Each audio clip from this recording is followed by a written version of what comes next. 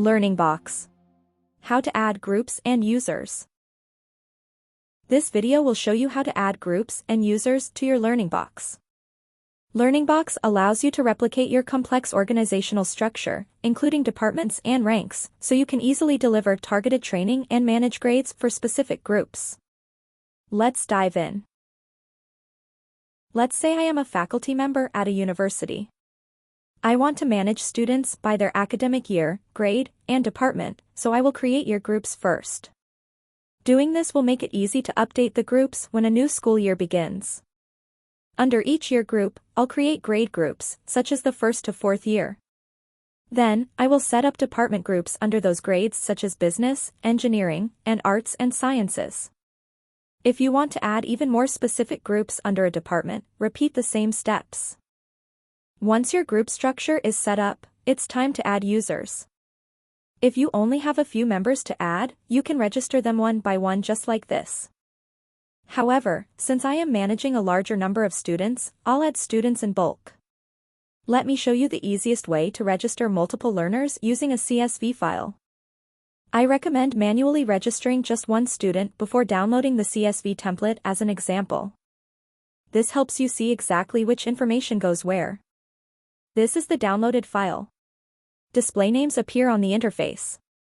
In this case, I'll enter their first names. Following the student information I already registered, I'll fill in each student's information. After saving the file, let's go back to learningBOX and upload it. We already have a CSV file, so go to the step 2. Simply drag and drop the file, and the system will check for any errors. All changes are displayed here in a preview. No errors appear at this stage. At this point, you can choose to send the invitation email immediately upon registration, or schedule to be sent out to everyone later. Students can log in using the invitation emails.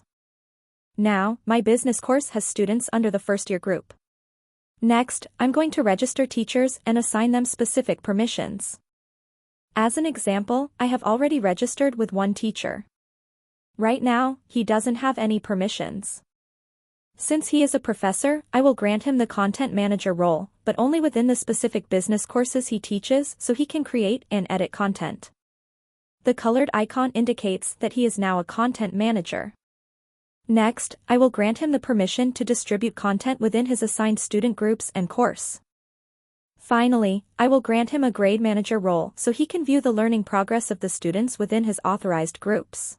Now, this teacher can edit and assign content, as well as track student performance within the first year business group.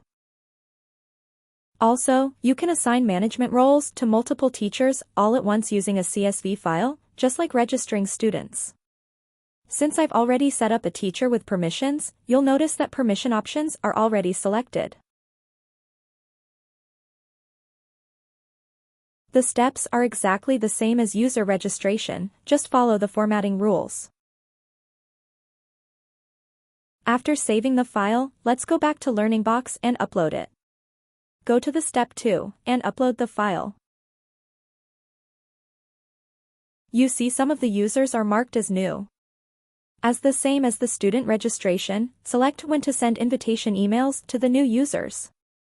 Now, these teachers are successfully registered with their respective management roles.